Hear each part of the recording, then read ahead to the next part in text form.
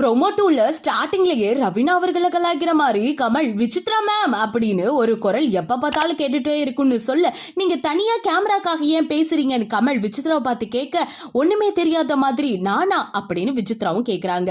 இதான் சாக்குன்னு கமல் அவர்கள் இன்னொருத்தவங்க பர்சனல் லைஃப்குள்ள ஏங்க இறங்கி பேசுறீங்க அப்படின்னு சொன்ன உடனே, இதுக்கெல்லாம் நான் காரணம் இல்லப்பா அப்படிங்கிற மாதிரி மூஞ்ச வச்சுக்கிட்டு, என்ன சொல்றீங்க, நான் எதுவும் தப்பா சொல்லையே அப்படின்னு விசித்ரா அவர்களும் கேட்க, உடனே கமல் அதை நான் எப்படிங்க மறுபடியும் பேசி மத்தவங்களை காயப்படுத்த முடியும் அப்படின்னு அவங்களும் சொல்றாங்க.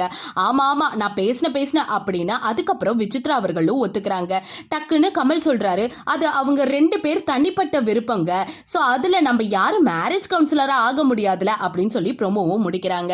கண்டிப்பா இதுக்கப்புறம் என்ன நடந்துச்சு அப்படின்னு தெரிஞ்சுக்கிறதுக்கு என்னோட சேர்ந்து நீங்களும் ரொம்ப ஆர்வமா இருக்கீங்க அப்படின்னு நான் நினைக்கிறேன். சோ இதுக்கெல்லாம் வேற வழியே கிடையாது, நம்ம வெயிட் பண்ணி தான் ஆகணும். இது போல பல விஷயங்களை தெரிஞ்சுக்கணும் அப்படின்னா மறக்காம நம்ம சேனலை சப்ஸ்கிரைப் பண்ணி வச்சுக்கோங்க.